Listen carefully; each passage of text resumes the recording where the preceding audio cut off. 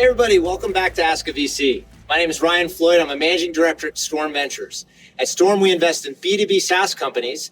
And on this channel, I try to give you a little sense of what it would be like to have one of us on your board or an investor in your company. Today, I have with me my friend Ajay, who's currently an EIR at Storm, an entrepreneur in residence.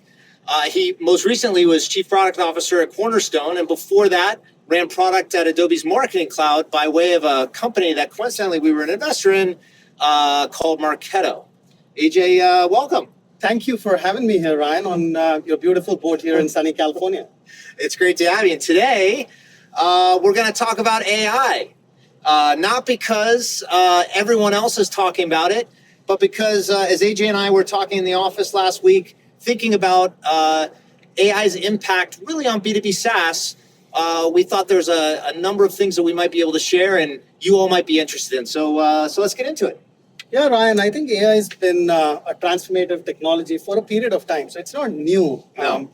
What's really changed is the evolution of how technology has taken place. We saw the era of the cloud and the cloud pioneers come in. We saw the era of the AWS and the infrastructure technologies becoming cheap and more available.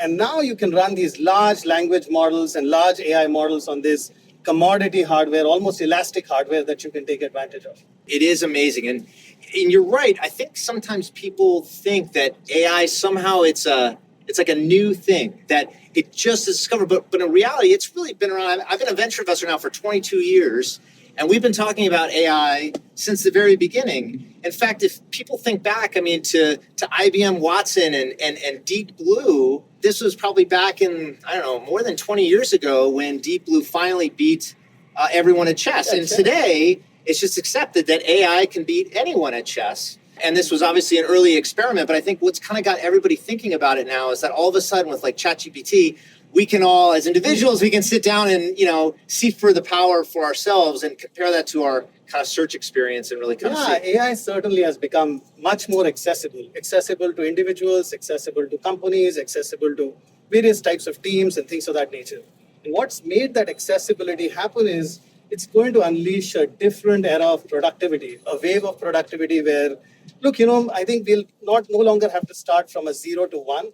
When I think about what's really made AI possible today, it's really clear you can really trace, not from just a pure tech standpoint, but like why now? I think a lot of people think about it. It's not because there's been some fundamental innovation, at least in my opinion. What has really happened is we're building on decades of lowering infrastructure costs that really kind of started, kind of think about with the cloud, and all of a sudden compute costs came down, storage costs came down, and this allowed us to do so much more with data. For years we've been talking about all of our companies have been able to collect more data and do more with data, and that's because the costs have come down. You could do so much with data 20 years ago. The problem was it was astronomically expensive and it just wasn't available to most companies, and certainly not startups and developers.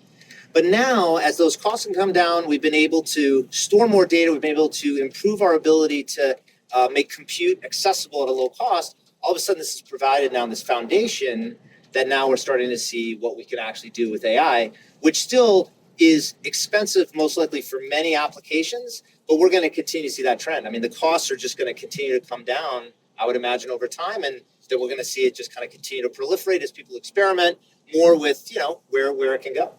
I think the recent development around ChatGPT and all of these AI models that are coming out, there's a lot of hype going on, and you're going to see a lot of startups and a lot of innovation happening around this. But just like every other trend, whether it was mobile or cloud, there's going to lead to a separation between winners and losers in AI.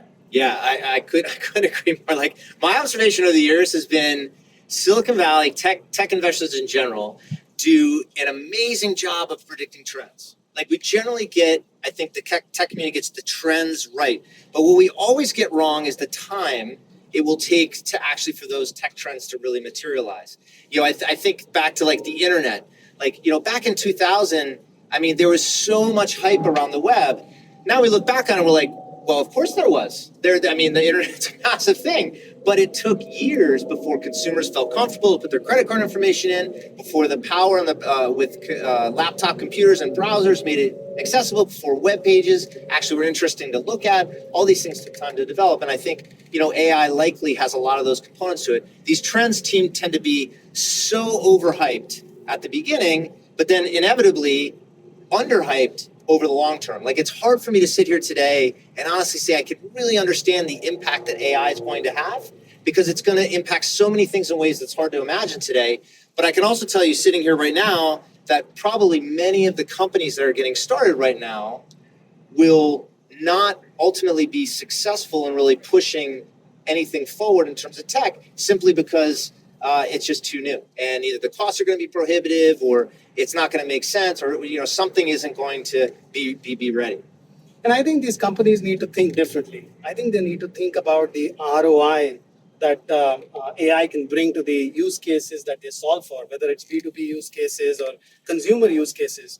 What I mean by that is, look, it's very easy to deploy AI to get a productivity lift in terms of getting new marketing copy out, in terms of transposing content in various different ways. But really, the ultimate ROI is, are you going to get a lift on revenue? Are you going to get a lift on conversions? Are you going to get a lift on, let's say, viewership in terms of some of your efforts?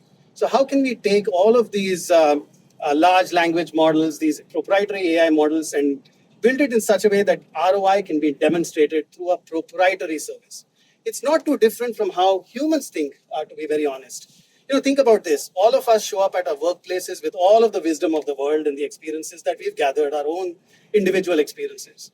Then we get into the workplace and we acquire what is called tribal knowledge. So we've got tribal knowledge around our domain. If I'm a sales rep, I've got tribal knowledge around the products I'm selling, the sales motions, things of that nature. And then I want to take all of that and I want to deploy some sort of filtering mechanism, some way of synthesizing these various options that are there. So you get into a room, you brainstorm, you've got all of these options, then you synthesize it in such a way that it can provide ROI, you measure the ROI, and then you come back in. Right. So that feedback loop is where things change.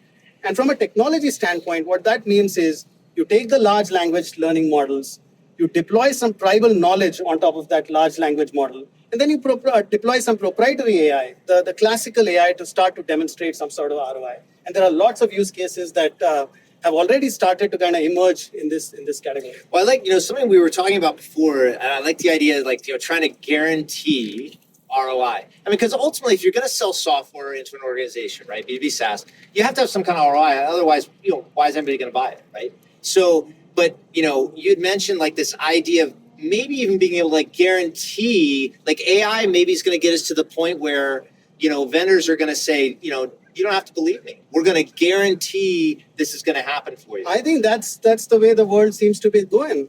If you look at the first generation of SaaS, it was all about seat-based licenses. So I've got seats that I'm going to deploy to my salespeople, my customer reps, my outbound, inbound SDRs, my HR professionals, and you would monetize the seats. Right.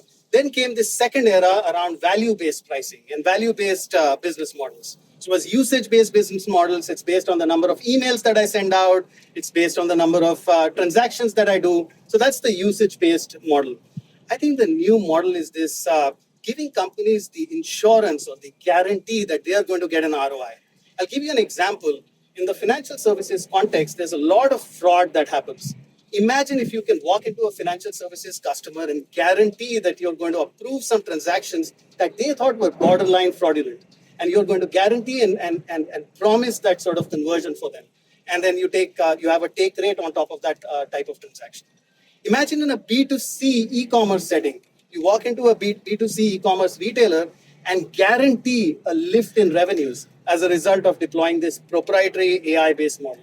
You do it in the SDR, BDR content context in terms of really guaranteeing email opens and the ROI of those emails and in terms of getting appointments.